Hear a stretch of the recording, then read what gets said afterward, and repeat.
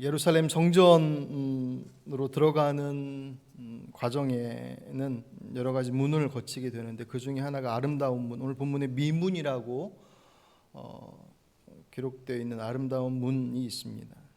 고린도산 청동으로 제작된 것인데 금이나 은으로 만든 것보다 훨씬 더 아름다웠다고 그래요. 그래서 그 이름이 이제 미문이라고 별명이 붙여졌다고 합니다. 너무 육중해서 그 문을 닫으려면 20명의 장정이 필요했었고, 이 미문의 용도가 이스라엘은 성전으로 들어가서 성전의 그 앞쪽에 뜰이 구별이 되어 있습니다. 이방인들이 들어갈 수 있는, 이방인이 갈 수 있는 영역, 거기를 지나고 나면 여인들이 갈 수 있는 뜰, 그리고 거기를 지나야 유대인들이 갈 수 있는 뜰, 그렇게 구분이 되어 있어요. 이 미문은 이방인의 뜰에서 여인의 뜰로 들어가는 동쪽 문이었다고 합니다. 가장 평소에 통행이 많았던 곳이라고 그래요. 그 아름다운 문 앞에 오늘 본문을 보시면 태어날 때부터 걷지 못하는 한 거린이 날마다 거기서 구걸을 하고 있었어요. 사도행전 4장 22절에 보시면 그의 나이가 40여 세라고 되어 있습니다. 그러니까 태어나면서부터 걷지 못했던 그가 40여 년을 한 번도 걸어본 적이 없는, 언제부터 그 성전 미문에서 구걸을 했는지는 명확히 나와 있지 않지만 나면서부터 걷지 못했던, 부모가 그를 어느 때까지 양육했는지는 몰라도 어쨌든 그가 스스로가 할 수 있는 것들이 없었기 때문에 그의 그 삶의 생존권은 그 미문 앞에서, 성전 앞에서 구걸하는 것으로 적선을 받아 살아가는 것, 그것이 그에게 있어서 생존의 유일한 길이었던 것 같습니다. 성전, 예루살렘 성전 정말 웅장했었고, 그리고 그 성전으로 들어가는 문 중에 미문이라고 하는 그 아름다운 문, 그것과 나면서부터 걷지 못했던 한 40여 세 된 거린의 모습, 어찌 보면 이 두 가지의 모습이 묘하게 대비되어지는 것을 볼 수가 있습니다. 게다가 그가 날마다 구걸을 하러 그곳에 갔는데 누가 데려다 줬다는 거 말씀하고 있지 않습니까? 그 데려다 준 사람들은 그를 민문 앞에 내려놓고 갔어요. 그 생각을 해보면 이 사람이 처음부터, 애초서부터 민문에서 계속 구걸을 했었는지, 아니면 성전에 들어가서 그곳에서, 오늘 본문의 시간이 제9시라고 되어 있는데 우리 시로 얘기하면 오후 3시거든요. 9시, 12시, 3시가 기본적으로 그들이 예배하는 시간이고, 오전 9시와 오후 시간, 3시 시간은 아침 번제와 오후 번제가 이렇게 같이 맞물려 있는 시간이기도 해요. 그가 처음부터 구걸을 하기 위해서 성전 미문에 섰는지, 아니면 성전으로 들어가 하나님 앞에 기도하고 예배하다가 안 되나 보다라고 생각하고 아예 성전으로 들어가지도 않고 그냥 민문에서 머물러 있었는지, 거기에 대한 것들은 분명하지 않지만 어쨌든 그를 데려다 주는 사람, 철저히 누군가가 그를 데려다 줬기에 거기에 온 것인데, 그는 미문까지만 와서 그 하루를 보냈습니다. 그에게 있어서 미문을 통과해서 성전으로 들어가는 그 길은 하나님을 경배하고 예배하는, 그래서 그곳에서 영원한 생명을 취하는 곳으로서의 의미가 아니라 적어도 그 사람에게 있어서는 하루하루를 살아가는 후구지책의 한 방편에 불과했었다라고 하는 것을 우리가 볼 수가 있어요. 참 묘한 거죠. 영원한 생명을 바라보고 있는 그곳에서 하루하루를 살아가기, 연명하기 위해서 그 거룩한 성전 앞에서 살아가고 있는 그의 모습이, 단지 그가 거린이었고 그리고 나면서부터 걷지 못했다라고 하는 그의 육체적인 장애만의 문제이겠는가, 항상 성경 안에서 말씀하고 있는 그런 육적 장애와 문제들은 영적인 부분들을 포함하고 있죠. 거룩한 성전에서 영원이 아닌 하루하루의 삶을 바라보고 살아가는 그의 모습. 그가 베드로와 요한을 만남으로 인해서 그의 40여 년 동안 한 번도 걸어보지 못했던 그가 걷게 되고 뛰게 되고, 단지 그냥 걷고 뛰는 것이 문제가 아니라 그가 하나님 앞에 예배했다고 그랬지 않습니까? 영적으로 보면 그는 하루하루를 연명하던 그 성전이 이제 더 이상 그런 연명의 어떤 통로가 아니라, 생존의 현장이 아니라 하나님을 정말 온전히 예배하는 경배의 현장으로 바뀌어졌습니다. 그것이 1절부터 10절까지의 그냥 대략적인 내용들입니다. 이 사람에게 얼마나 그 감격스러웠겠습니까? 평생 걸어보지 못했던 그가, 누구의 도움이 없이는 하루도 살아갈 수 없을 만큼 무기력했던 그가 이제 스스로 그의 삶을 이끌어갈 수 있다라고 하는 것, 아니 그보다 훨씬 더 가치 있고 소중한 것은 그가 그곳에서 하나님을 만났다라고 하는 것이 가장 소중한 것이겠죠. 과연 이 일이 어떻게 가능했겠는가라고 하는 것을 우리가 좀 순차적으로 좀 보려고 합니다. 오늘 3절과 4절에 보시면 베드로와 요한이 성전에 오후 3시에 기도 시간에 맞춰서 올라가고 있었다고 그랬습니다.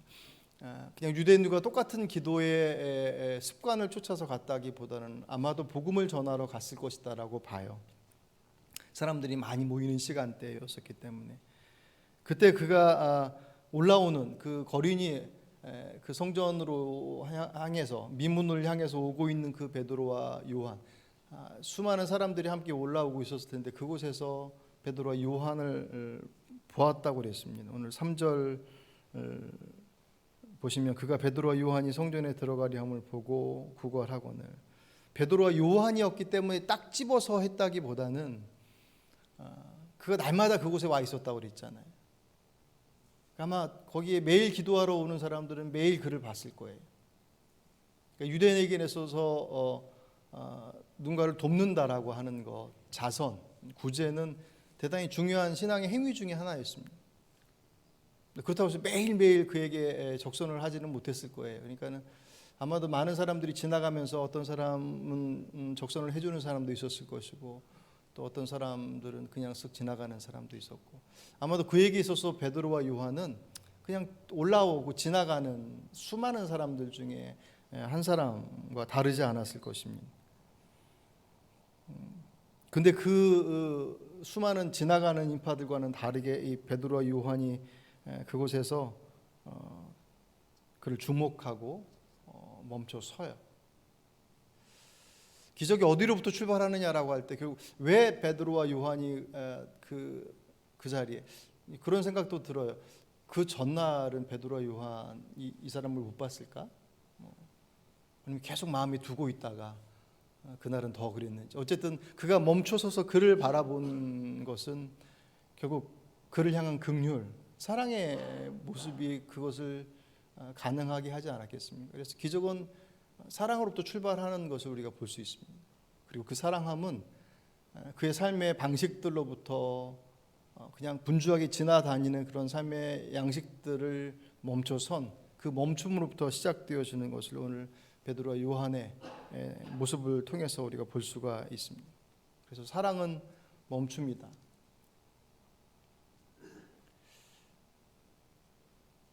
아이를 키우는 엄마가 집에서 뭐 일을 막 분주하게 일을 하고 있는데 아이가 저기서 막 울고 있어요. 그럼 엄마는 하던 일을 멈추고 우는 아이에게 가서 왜 그랬는지 그 아이의 상태를 보는 것이 엄마의 그냥 자연스러운 모습들이죠.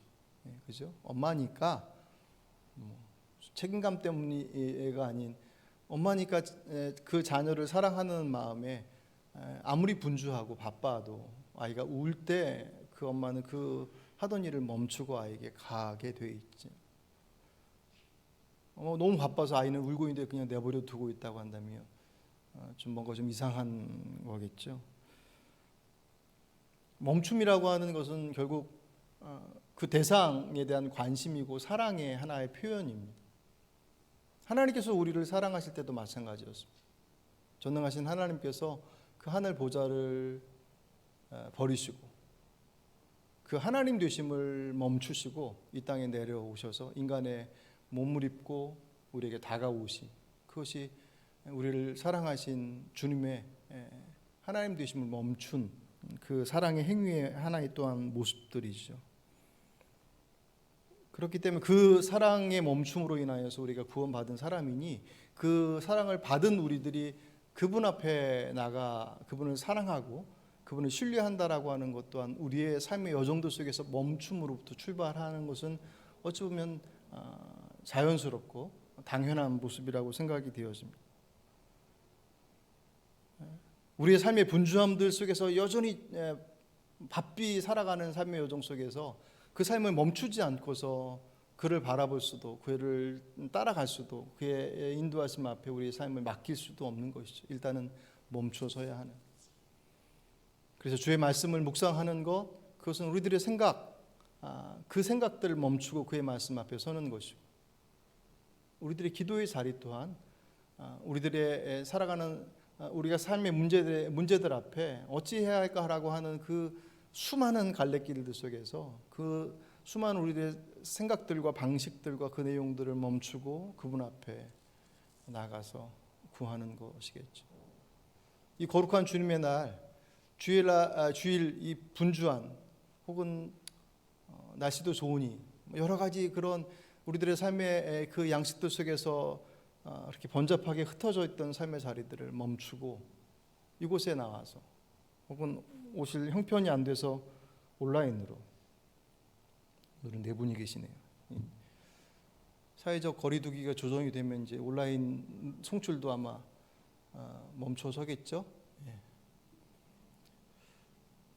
우리의 삶의 자리를 구별해서 멈춤으로 예배하는 것, 그것은 우리가 그분을 사랑하고 그분을 신뢰함에 대한 우리들의 고백의 내용들입니다. 물론 그것을 율법적으로 규정해서 예전처럼 지키지 않으면 죽음이야 라고 하는 것으로 제한시키지 않으시고 그 은혜의 자리로 우리를 확 열어주셨잖아요. 그리고 그 은혜로 우리가 들어와서 예배하는 이들이기 때문에 삶의 자리를 구별한다라고 하는 것, 그리고 우리들의 삶의 분주함들을 멈춰서 그분 앞에 선다라고 하는 것, 그것은 우리의 사랑의 고백의 아주 분명한 표현들입니다. 세상으로 향해서 말한다고 한다면 우리들의 삶의 방식들을 막 살아가다가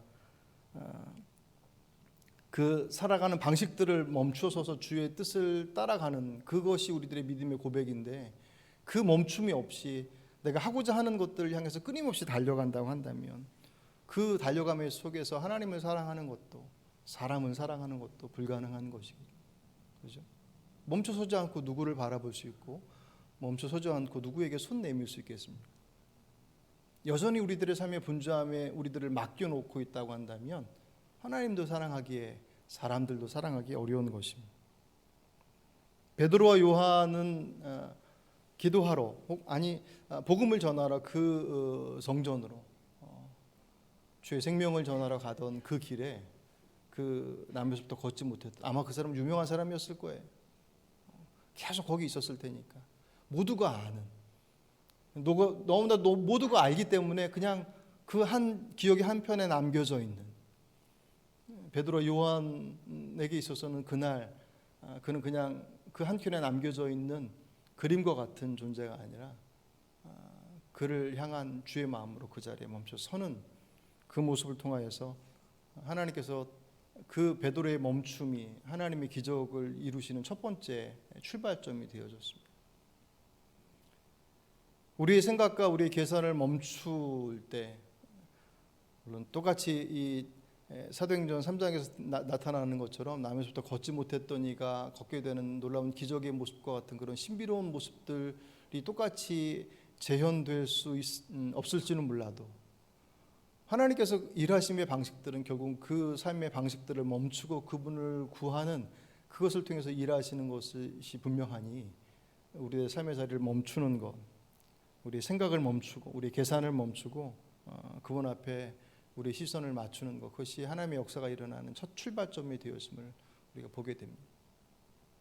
무엇이 여러분들로 하여금 그렇게 분주하게 정신없이 여러분의 길을 치닫게 만들고 있습니다. 그 멈춰선 베드로와 요한이 멈추고 난 이후에 그들을 바라봐요. 시간적으로 보면 먼저 본 다음에 멈췄겠지만 오늘 이 두 번째 그가 멈춰서서 그를 바라본다. 오늘 본문에서 보다라는 표현이 계속 반복되었습니다.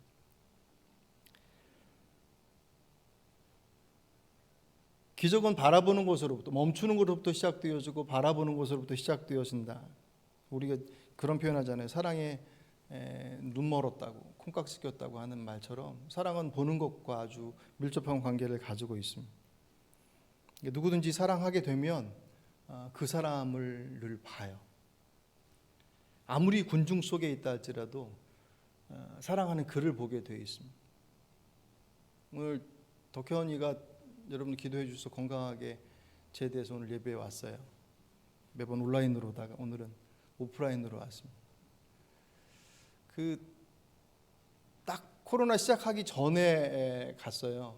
그래서 그때 이제 논산훈련소로 갈 때 저희 가족들 같이 12월 중순 지나서 했으니까 그때 이제 논산으로 가서 이제 보내려고. 저는 이제 저는 제가 군대 갈 때 논산으로 안 가고 저 의정부로 갔기 때문에 논산이 어떻게 가는지도 몰랐고 그 안에서 어떤 형식인지도 몰라서 가서 보니 어찌 하다 보니까는 다 모이라고 그래서 막 튀어나가더라고요. 근데 여러분 아시겠지만 한겨울에 지나다니는 사람들 보면 한 반 이상은 다 검은색 패딩을 입고 다녀요. 거기 모여있는 그 군입대 하려고 모여있는 그 장병들의 거의 대부분이 검정색 그 패딩 두툼한 그 옷과 함께 머리는 다 깎았어요. 그게 다 똑같아요. 튀어 들어갔는데 어디로 갔는지 안 보여요. 아무리 찾으려고 해도. 그 수많은 그때 한 400명 모였다고 그랬나 어쩐다. 결국 못 찾았어요. 그래서 나중에 이제 저희 이제 큰 애가 가니까는 덕이 갈 때는 색깔 있는 옷을 입혀야 되겠다. 그리고 이제 계획을 짰는데 걔는 훈련소를 안 갔어요. 나중에 중간에 이제 갔었는데 사랑하면 보게 되어 있습니다. 사랑하니까 보기도 하지만 사랑하는 사람의 모습은 군중에 속에 있던 어떤 환경의 그 여파들 속에서도 주목하여서 보게 되어 있죠. 근데 믿음도 사실 마찬가지입니다. 믿음도 바라보는 것입니다. 내가 하나님을 믿는다라고 하는 것, 그것은 나와 함께 하시는 하나님을 항상 바라보며 살아가는 것, 그것을 의미하죠. 역으로 얘기하면 믿는다고 하는데 우리 안에서 일상생활 속에서 그분에 대한 시선, 그분을 바라보는 것들을 우리 안에서 계속 유지하려 하지 않는다면, 그래서 늘 그냥 내가 하고 싶은 내 어떤 욕망이나 내 감정적인 것들에 확 쫓겨서 사고 치고 난 이후에 그 다음날 하나님 어떻게 해요? 라고 늘 후회만 한다고 한다면 그 신앙이 건강한 신앙일 수는 없죠. 물론 병들었다고 표현하기까지 하면 너무 과하겠지만 그 신앙이 성숙한 신앙이지는 못할 거란 말이죠. 그 분주함 속에서 그분을 바라봄으로 어떻게 라고 하는 것을 그분께 묻는 것이 신앙의 믿음의 가장 중요한 사실 반응이기 때문에 그 시선을 두는 것은 대단히 중요한 것입니다. 그래서 믿음은 하나님을 바라봄이라고 규정한다고 한다면 신앙의 훈련은 그 바라보는 것을 우리 안에서 강화시키는 거예요. 그것이 예배나 말씀과 기도라고 하는 우리의 신앙의 행위들, 물론 그것이 가지고 있는 더 본질적인 의미들이 있죠. 우리와 동행하시는 그분의 인도하심들을 바라보고 내 뜻이 아니라 그분의 인도하심들 속에서의 방식들을 귀 기울이고 그리고 그것을 순종하는 그 모습들, 그것을 이루는 데 있어서 말씀과 기도의 자리, 그것은 아주 중요한 훈련의 자리가 되어집니다. 그분만을 바라보는 데 있어서 광야 40년 동안 이스라엘 백성들이 배웠던 것이 다른 게 아니에요.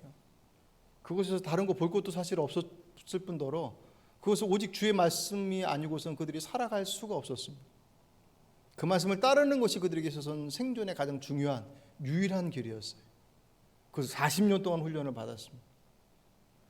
그런데도 잘 안 되는 거 보니 인간의 그 죄성, 내가 주도하려고 하는 나의 그 자기 주도성이라고 하는 그 죄의 본질이 얼마나 우리 안에 뼈속 깊이 들어가 있는지를 사실 알게 되죠. 예수님께서 사역을 시작하시기 전에 광야에서 40일 동안 금식하시면서 준비하셨던 것도 같은 맥락입니다. 그 아무것도 없는 벌판 속에서 주님께서 뭐 하셨겠습니까? 그분 앞에 시선이 고정되어진 하나님의 아들이신 그분도 그 과정들을 거쳐 가시며 사단으로부터의 시험들을 이겨나가시는 과정들을 볼 때, 그리고 우리가 성경 복음서의 내용에 곳곳에 나와 있는 새벽 미명 아래 기도하러 가셨다라고 하는 그 예수님의 모습들을 통해서 볼 때 주님께서 늘 그분을 바라보시는데 그 시간을 구별하셨고 삶의 자리를 구별하셨습니다. 그러니까 주님도 그러셨는데, 그래서 믿음은 바라봄에 있습니다. 그 바라봄을 거두게 되어지면 그 자리가 위기의 자리가 되어집니다. 세상을 의지하던 시선들을 걷어내고 하나님께 그 시선을 고정하는 순간, 오늘 이 남에서부터 걷지 못했었던 이 40여 년 동안 그렇게 살았던 그가 그 발로 서서 걸어 뛰며 주님을 찬미하는 자리로 갈 수 있는 그 영광의 자리, 그 자리가 그만의 모습이 아니라 오늘 우리들에게도 허락되어진 것 아니겠습니까?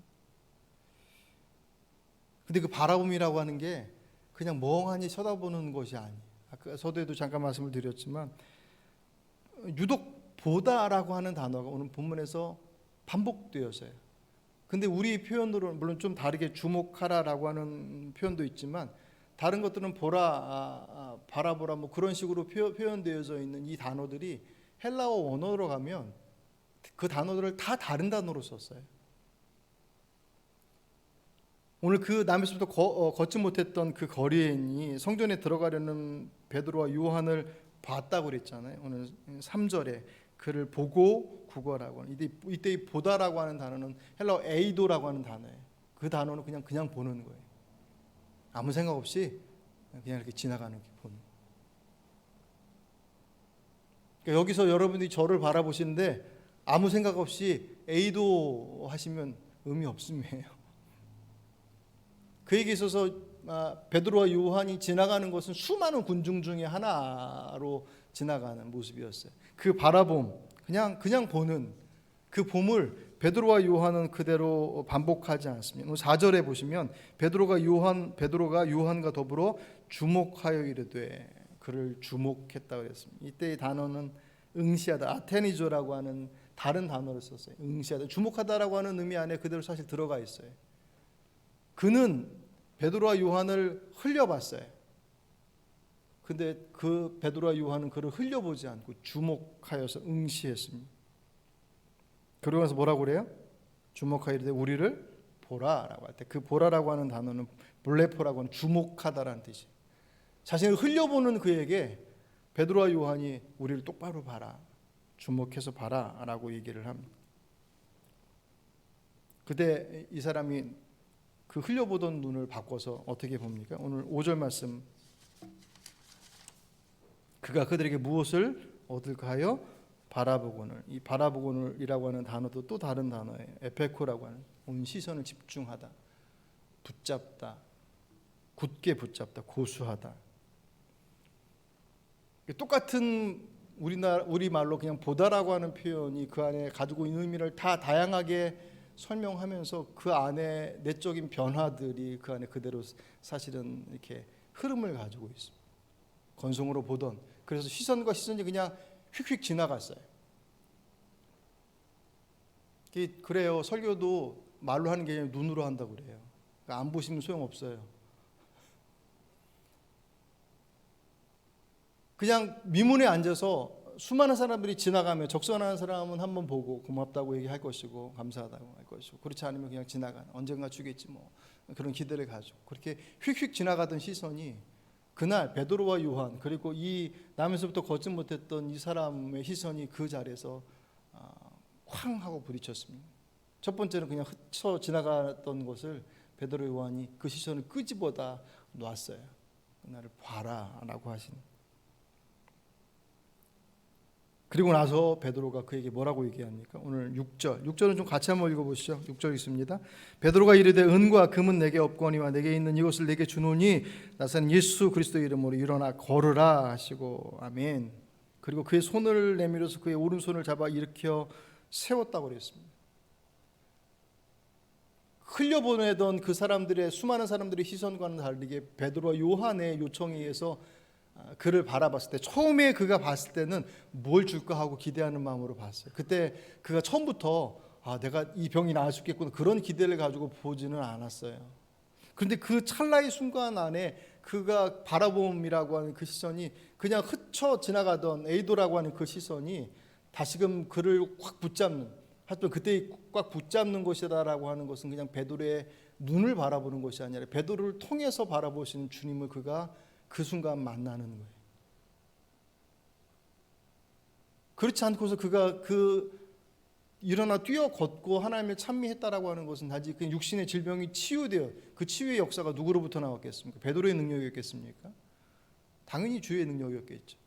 단지 그것이 육신의 질병으로 치유되어지는 것으로 끝나지 않고 그가 하나님을 찬미했다라고 하는 것을 봤을 때는 그 시선 속에서 그 거리는 베드로를 통해 그를 바라보시고 있는 주님을 그가 눈 맞추는 거예요. 만약에 베드로의 요구에 그가 그냥 다른 사람들을 그저 봐왔던 것처럼 그냥 그게 흘려봤다고 한다면 아마 그는 여전히 그곳에서 무기력한, 여전히 매일매일 누군가의 도움을 받아서 오고 가고 그 성전 미문에서 구걸을 하다가 그 생을 마감했을 것입니다. 그 거리는 베드로를 통해서 베드로의 멈춤과 베드로가 그를 바라봄이라고 하는 베드로의, 어떻게 보면 베드로의 몫이죠. 그죠?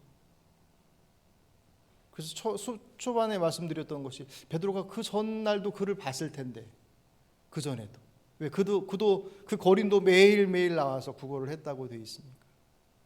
베드로와 요한도 아마 성전에 그 기도 시간이 되면 거의 매일 복음을 전하러 그곳에 갔을 거란 말이에요.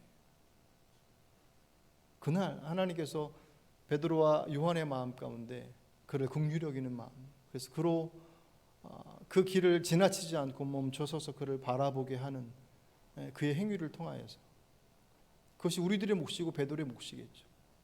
그죠? 하나님께서 역사하시는 하나님의 통로가 되어지는 것은 결국 베드로와 같이 그를 긍휼히 여기며 그를 바라보는 시선들 속에서 멈춤이 있지 않고서 하나님의 역사가 일어날 수 없으니까. 주의 능력이 없어서가 아니라 주의 일하심의 방식들이 그렇기 때문에. 그래서 그 순간을 가만히 생각해 보면 눈과 눈이 마주치는 그 순간, 그 찰나의 순간, 그러니까 이것은 사실 우리가 믿음이라고 하는 부분을 설명하는 것이 일률적일 수 없어요. 어떤 이는 단 한 번의 사건을 통해서 확 뒤집어지고, 어떤 이들은 주구장창 있는데도 불구하고 변화의 모습들을 찾아보기가 힘들고, 그 안에는 여러 가지 요인들이 있을 것입니다.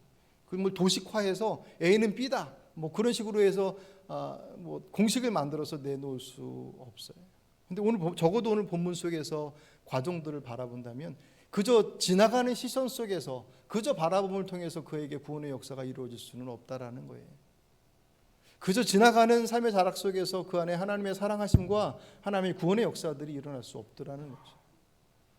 저와 여러분이 주님을 바라봄에 있어서 그냥 A도 그냥 멍하니 바라보는 그 시선 가운데 드려지는 예배, 그렇게 바라보지는 주의 말씀, 안 보는 것보다 낫고 예배 참석하지 않는 것보다 낫겠지만, 그 시간 그분의 시선을 주목하여 보지 않는다면 우리 안에 그 역사가 우리 안에서 경험되어질 것을 누가 장담하시겠습니까?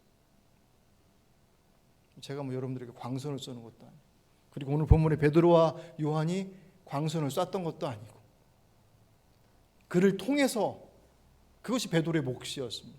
저와 여러분의 몫입니다. 하지만 정말 중요한 것은 그가 베드로의 요청을 따라서 그 베드로의 시선을 봤다라고 하는 그것. 근데 가만히 보면 말씀드렸던 것처럼 그가 애초부터 주님의 은혜를 사모하면서 봤던 것이 아니었거든요. 뭘 줄까 봤어요. 그 뭘 줄까 보는 그 시선에 집중하는 순간, 그 안에서 주의 베드로를 통해서 주님과 만나는 그 찰나의 순간, 그것이 그를 사로잡아 버렸다. 더 중요한 것은 그가 그렇게 주님을 바라보는 것 이전에 주께서 먼저 그를 바라보셨다는 것이 더 중요해요. 이것을 우리가 가장 사실 제일 중요한 것인데 가장 기본으로 바닥으로 깔아놓고 가기 때문에 항상 신앙에 있어서 혼선을 겪습니다. 우리의 결단 중요해요. 제가 여러분들에게 설교하는 데 있어서 거의 한 7, 80%는 우리들의 결단에 대한 부분들을 대단히 많이 강조합니다. 하나님께서 아무리 약속해 주셔도 그 결단의 자리로 나가지 않는다면 그 약속의 말씀들이, 약속의 그 풍성함들이 내 안에서 적어도 경험되지 않아요. 누가 어떤 일이 있었다라고 간증을 듣고 누군가의 모습을 통해서 야, 저렇게도 살 수 있구나라고 하는 것을 볼 수는 있어도 그 사건이 내 안에서 이루어지는 것은 미완한 일이기 때문에. 근데 정말 중요한 것은 내가 아무리 몸부림을 쳐도 그분께서 나를 보지 않으신다고 한다. 그분께서 우리에게 약속하지 않으셨다고 한다면 나의 수고와 나의 열심과 나의 열정이 그분의 약속을 끌어낼 수 있느냐, 천만에요.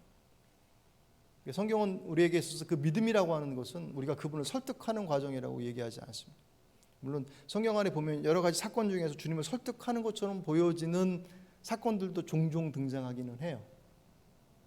하지만 성경의 대부분의 사건의 내용들을 보면 약속의 말씀 앞에 우리가 그것을 쫓아가는 것으로 사건들은 진행이 되어집니다. 그것을 역행할 때 그 삶은 참으로 빈공해져요. 그 약속의 말씀이 우리에게 먼저 주어질 때 우리의 모든 수고가 그 다음에 의미를 갖습니다. 그것은 당연한 것이 아닙니다. 그것을 우리가 은혜라고 고백합니다. 저 여러분이 이 자리에 와 있는 것이 밖에서 지금 세상에 그 길이 어떤 길인지 모르고 살아가는 이들과 구별되어짐의 모습이 우리가 그들보다 더 나은 삶을 살았기 때문에 먼저 부름받았다. 그렇지 않죠. 예. 딱히 어떻게 설명할 수는 없지만 먼저 부름받은 것은 결국 주의 은혜임을 고백하지 않을 수 없습니다. 누군가의 기도가 됐던 누군가의 전도가 됐던 먼저 우리가 그 자리를 부름받은 이유는 결국 우리 안에 다른 어떤 이들보다 특별한 무언가가 있었기 때문에 너는 싹이 보이는구나 라고 해서 부르신 게 아니더라는 거예요. 그것을 고백할 때 우리가 있는 자리가 얼마나 값진 자리인 것인지를 다시금 우리 안에서 고백하게 되죠. 그래서 믿음은 인간을 향한 주님께서 먼저 바라보시고 약속하신 그것을 우리가 우리의 선택과 우리의 결정과 우리들의 신뢰로 그분을 붙잡는 것, 그분을 바라보는 것, 그것이 믿음의 중요한 정의 중에 하나입니다. 그것을 다르게 표현할 수도 있겠죠. 성경을 왜 봐야 하느냐? 그 성경에 저 여러분에게 주어진 약속의 말씀이 고스란히 다 들어가 있습니다. 내가 원하는 것을 내 열심으로 하나님 앞에 강권하여서 기도함으로 쟁취해내는 것이 믿음이라고 얘기하지 않아요. 그건 밖에서 세상에서 말하는 종교들이 가지고 있는 기도의 행위들입니다. 우리 선조들이 그 예전서부터 새벽에 물 떠놓고 정화수 떠놓고 비나이다 했던 그 열정과 그 기성이면 감천이다. 누구든지 상관없어요. 내 열심과 내 간절함과 내 이 형편을 좀 들어주십시오. 그게 달림이 됐던 산신이 됐던 누가 됐든 상관없어요. 내 열심에 누군가가 감복해서 내 문제를 들어주는 것, 그것은 세상이 가지고 있는 종교의 기도의 모습들입니다. 성경은 우리들의 기도가 그와는 분명히 다르다고 얘기해요. 왜요? 그분 우리 아버지 되시기 때문에. 믿으십니까? 아버지는 육신의 아버지는 육신의 부모는 그 자녀의 필요가 무엇인지 적어도 완벽하긴 몰라도 그 자녀의 필요를 알 때 그 자녀의 필요를 네가 나를 한번 설득해봐. 그래서 특별한 교육이 필요할 때는 그렇게 할지 몰라도 그 부모가 그 자녀에게 그 자녀의 필요함에 반응할 때는 네가 내게 어떻게 하느냐에 따라서 그 부모가 그 자녀에게 반응하지 않습니다. 그 부모는 그 자녀에게 그냥 내어줘요. 그게 내리사랑이에요. 왜 그러냐고 말하는 그 사람도 부모님에게 그렇게 받고 살아서 여태까지 살아온 거예요. 억울하지 마세요. 그거 밑으로 내려주는 것에 대해서 받은 거 그대로 내려주는 것입니다. 우리의 기도는 하나님을 설득하는 것이 절대로 아니에요. 우리가 설득당하는 거죠. 그분은 가장 좋은 길로 예비하시는데 우리는 딴 길에 딴 곳에 시선이 맞춰져서 엉뚱한 곳을 구하고 있을 때 어느 부모가 그 자녀가 죽음의 길로 가고자 몸부림치는 것을 그래 네 인생이니까 네가 알아서 해라고 내버려둘 부모가 어디 있겠어요. 요새 하도 세월이 어수선해서 이러저러한 이 얘기들이 뉴스를 통해서 많이 나오긴 하지만 적어도 우리 안에 정상적인 그리고 우리에게 주신 마음속에서 가지고 있는 그 부모와 자녀의 모습들은 결국 하나님께서 그 모습을 통해서 내가 너희들 그렇게 사랑하는 거야 라고 하는 것을 보여주시는 가장 가까운 샘플이 바로 부모의 사랑입니다. 세상의 종교는 설득시켜서 얻어내야 하지만 우리들의 기도는 설득해서 그분께 얻어내는 것이 절대로 아닙니다. 기도 열심이 없어서 주님께서 응답하지 않으신다? 고민해 보십시오. 여러분의 자녀에게 그 자녀가 구하는 것에 대해서 그 구함의 모습이 70 밑에가 되면 안 들어주고 70 이상이 되면 들어주고 더 낮춰서 50까지 해서 그 밑에면 안 되겠다. 51이 되면 그럼 되겠다. 그렇게 답하는 부모가 어디 있겠습니까? 그렇지 않습니다. 그럼에도 불구하고 기도하라고 하시는 이유는 주님께서 우리가 그분 앞에 조목조목 구해서 올리지 못하면 않으면 주님께서 모르셔서가 아니라 우리가 주 앞에 기도하지 않으면 주님 아닌 다른 것들을 뻔히 쫓아갈 것을 아시기 때문에 그래요. 그렇지 않습니까? 당장 문제가 생겼어요. 해결해야 돼요. 근데 그분께 가지 않아요. 그러면 살려면 뭐든지 찾아야 될 거 아니에요. 그죠? 그건 자연스러운 반응이에요. 그게 뭐 우상을 섬기느냐 뭐냐 여러 가지 모습으로 표현되지만 결국 주님을 찾지 않으면 다른 것을 찾게 되는 것은 살기 위해서 선택하는 것입니다. 주님께서는 살기 위해서 거기로 가지 말고 내게로 오라고 말씀하세요. 예수님께서 세상에서 눈 떼지 못하고 계속 그것만 바라보고 있는 우리들을 향해서 뭐라고 그러십니까? 눈을 들어서 하늘을 봐. 저 날아가는 새를 봐라. 새의 생태를 보라고 하셨겠습니까? 그 말씀 주시고 뭐라고 그러세요? 야, 저 하늘에 날아가는 새들이 하나님께서 그가 심지도 거두지도 창고에 모아들이지도 않으신데도 불구하고 키우시고 살리시고 보호하시고 책임져 주시는 누구를 보라고요? 하나님을 봐라. 우리 시선이 그분 앞에 맞춰져 있을 때 그분께서 나를 보고 계심을 보게 됩니다. 쓱 지나가면서 흘려보는 그런 바라봄이 아니라 주목하여 볼 때 그분께서 여전히 나를 보고 계셨음을 그제서야 알게 돼요. 그 자리가 오늘 40여 년 동안 날 때부터 걷지 못했던 그의 인생이 육체적으로 날 때부터 걷지 못했던 인생의 모습만이 아니라 영적으로 성전에 와 있는데 그 성전에서 그 거룩함과 영원한 삶의 자리들을 바라보지 못하고 후구지책 하루하루를 살아가는 삶의 모습들을 살아갔던 것처럼 영적으로 걷지 못하여서 정말 주님께서 말씀하시는 것들을 감당해내지 못하는 영적으로 가난하여서 주님께서 부어주시는 그 풍성함들을 우리 안에서 전혀 경험하지 못하는 어디서요? 성전 미문 앞에서 주 앞에 매주 예배를 하고 있지만 우리 모습들이 그냥 흘려보내어지는 그분의 삶의 자락 가운데 우리의 삶을 구분해 멈춰 섬도 주저함이 있고 바라봄에 있어서도 그 시선을 이리저리 많이 빼앗김으로 인해서 우리가 그분이 아닌 다른 것들을 바라봄으로 말미암아 이 걷지 못했던 거린이 가지고 있었던 그 삶의 그 어려움들이 우리들 안에서 반복되지 않게 되는 것. 오늘 그것이 주의 말씀을 통해서 우리에게 주시는 생명의 말씀 아니겠습니까? 오늘 이 시간 저 여러분의 삶의 자락들을 베드로의 능력도 아니고 그 어떤 누구의 능력이 아닌 그를 통하여서 주께서 일하셨던 것처럼 저 여러분이 그분 앞에 우리들의 삶의 자리들을 구별하여 멈춰내므로 그분을 바라봄으로 인해서 예비하신 그 하나님의 약속하심들이 여러분 안에서 경험되시길 바랍니다. 그리고 여러분이 그리고 제가 베드로와 요한과 같이 우리를 통하여서 우리를 바라봄을 통하여서 그분을 바라보게 하는 저 여러분을 통하여서 이 땅에 하나님의 나라를 세우고 원하시는 그 하나님의 계획하심과 우리를 향하신 그 맡겨주심들을 넉넉히 감당해 나갈 수 있는, 그건 이미 약속되어 있으니까. 이 한 주간이 분주함을 멈춰서서 흩어져 있고 갈라져 있는 시선들을 그분께로 다시금 모아드림으로 말미암아 이 사람이 자유케 주님을 온전히 예배하며 그 삶을 가치 있는 삶으로 살아가는 그 시작을 얻었던 것처럼 오늘 저와 여러분의 삶이 그렇게 회복되어지는 이 한 주간이 되시길 주의 이름으로 축복합니다.